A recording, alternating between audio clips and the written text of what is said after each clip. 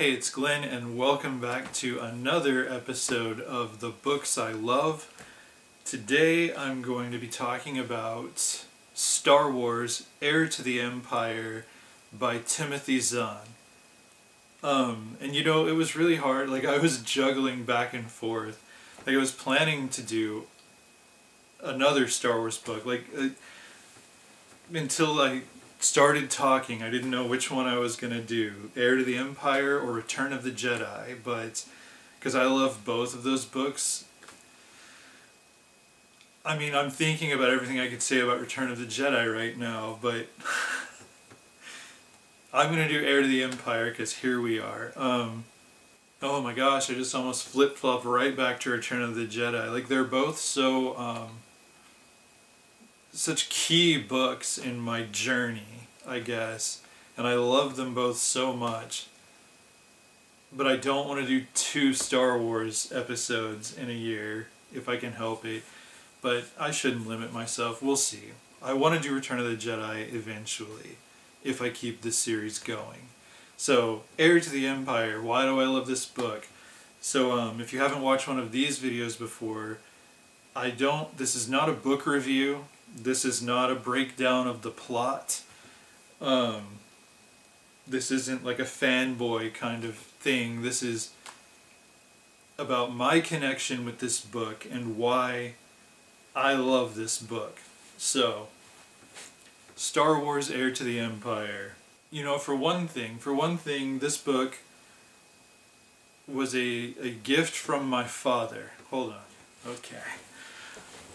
I just wanted to go grab it off the bookshelf. So this is the book that my dad wrote in the front of it. Son, man, I don't want to put on my glasses. Son, you've had a good year in school. Hope this gets you started on a good summer. Dad. 5/26/91. It was always a miracle when I finished a year of school without being held back. Because, you know, I didn't so much do homework.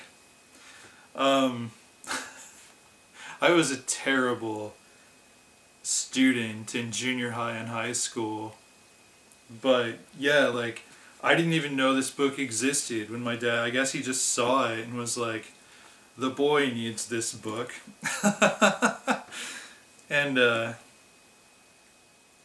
man, it was exciting because I loved Star Wars as a kid. Like, I didn't know Star Wars beyond the then 3 films. But I loved it. I knew my grandmother had read all the novels, who was no longer with us when this book came out. And I always thought that was cool, and I always wanted to read all of the books. And like, I didn't know that the prequels weren't out as novels. So I would go searching for those, and they just didn't exist, couldn't find them anywhere.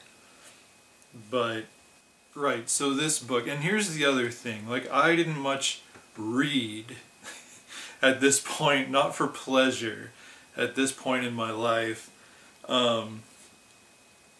It was just not a thing I did. I so wanted to know what was going on in this book because this cover art was very intriguing.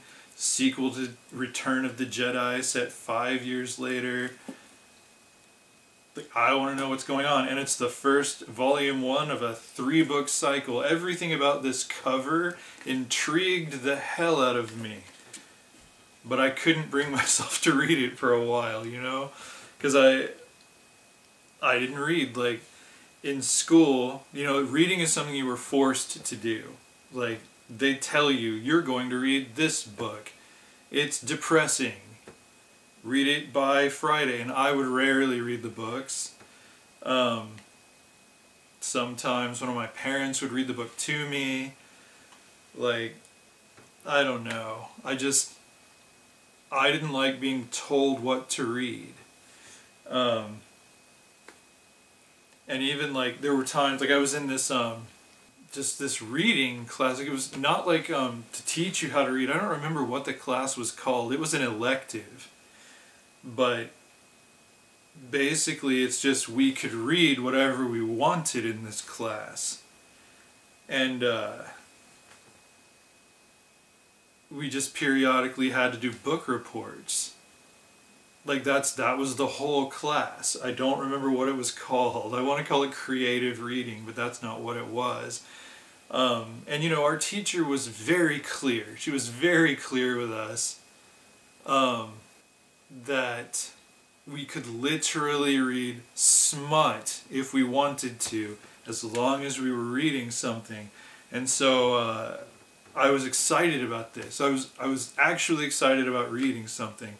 And I guess full disclosure, I had read at least some of the Star Wars trilogy, the film adaptation, the adaptations from the screenplays. But it took me forever.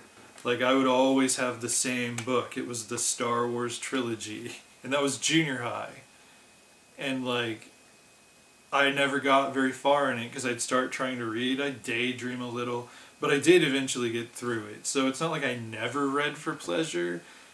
It was just hard because I had legitimate ADHD. But yeah, so like my mom took me shopping for books, and I was like, I want to read this, I want to read that. No, you have to read something that's going to impress your teachers. My teacher literally said we could read smut. I'm asking for Arthur C. Clarke. I want to read 2001: A Space Odyssey.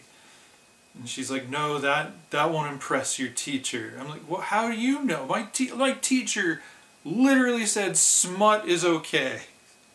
She doesn't care what we read.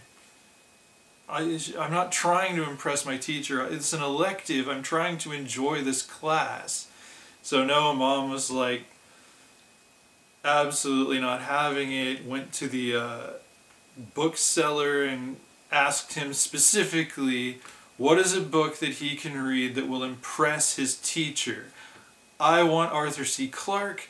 I walk out with Mark Twain.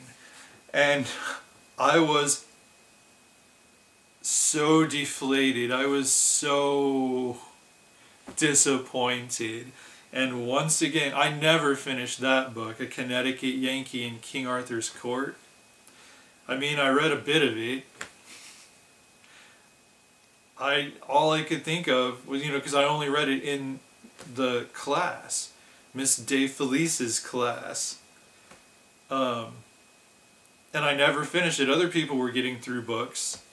I did do a book report on it, largely BS, and I watched the movie. I mean, I didn't enjoy that book. It was boring as hell, and I think I may have said that in my book report, but it might have only been boring because I wanted to read something else. I wanted to read 2001: A Space Odyssey, but no such luck. And my teacher never came up to me and was like, oh, you're reading Mark Twain? I'm so impressed with you. She sat at her desk the whole class reading smut. So, like, enjoying her life and what she was reading. I was sitting there being tortured by being, yet again, the one opportunity I had in school to choose the book I could read, and I'm once again forced to read something I didn't choose. So that bitter story does have a purpose in this video. We do get to this book because, you see, I'd had negative experiences with reading for the most part, but at one point I did pick this book up. It was within the year that I got this book from my dad. I just opened it up just like this. I just was in a mood. I just read the first line and kept on going, and I finished the book. It said to be continued, and I was just as annoyed as I was excited. Like, I couldn't wait for the next book to come out. In 1992, I bought that book with my own, the first book I ever bought with my own money was the sequel to Heir to the Empire. And, you know, so it got me into reading for pleasure. Just outside of school. This had nothing to do with school except that it was a gift for surviving it one more year.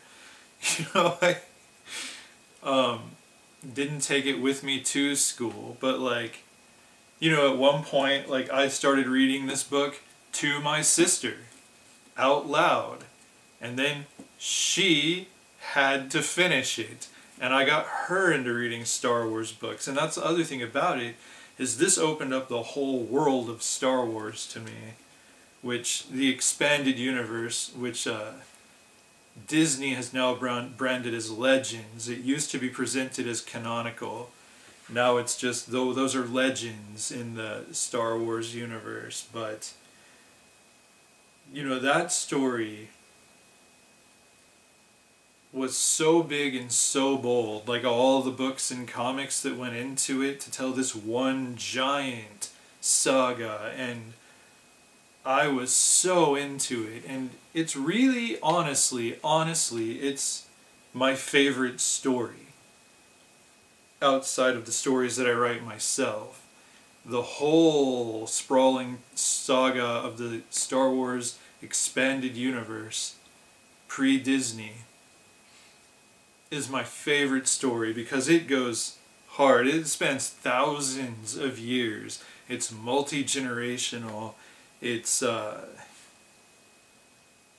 daring. Like, you watch characters born, grow up, live their lives, die. Like, it's so fantastic, and I would never have gotten into that. Like, I read Heir to the Empire. I went and got Dark Empire. When I got Dark Empire, well, they were selling 3 books in 1, Adventures of Han Solo, that I hadn't known existed. And I'm like, when did these come out? Oh, my grandmother must have read these books. I bought that too on the same day, and I read those. And then, you know, I start looking into what else is out there. You know, I discovered the old Marvel comics, the Lando Calrissian novels. Like, I just went crazy, and then new stuff started coming out, more and more and more, and I would read it all. I just took it all in. And you know, it influenced me as a writer. I think the Star Wars expanded universe, how, you know, there'd be spin-offs, and like, it wouldn't all just go forward chronologically as they published it, you know. Much like the films themselves would eventually do, they would go back and forth on the timeline. Like, oh, this one takes place between these books. Or, you know, it's kind of how I write now in my larger universe, is like my Nightfire realm stuff especially. Like, I'm all over the timeline as a writer. Like, I time travel, and I think I learned to do that from reading Star Wars as it came out, and it was just back and forth on the timeline. You had to keep up with it in your head. Like, I had to keep a timeline on the computer. Just anytime something came out, I'm like, okay, now where does this, I have to write this down so that I don't have to keep it up with it all in my head. Even though I did pretty well at keeping up with it all in my head. But yeah, so Heir to the Empire just opened up doors for me and made reading fun for me. And you know, it just opened up ways that it's okay to tell stories. Like, you don't have to go in sequence.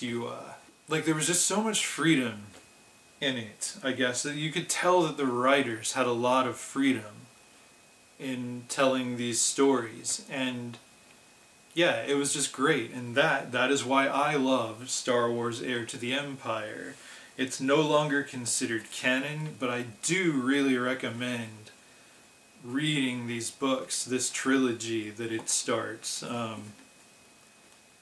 because it's just a great story. Like, I recommend the whole expanded Star Wars universe from the pre-Disney era. I haven't caught up with the new stuff yet. I've read a lot of it, but I haven't over the past several years, just because time and money. But yeah, the older stuff, I love it. It's such a good story, the whole thing. But yeah, so check that out. Check out my writing at glennslade-clark-jr.com, where you can find all of my novels and short fiction. You can find links to all of the videos I put on this channel, the podcast I do with Matt called Autodidactica. And if you enjoyed this video, if you are so kind and so inclined, please click the like button, subscribe, make me feel famous and loved, and I'll talk to y'all next time.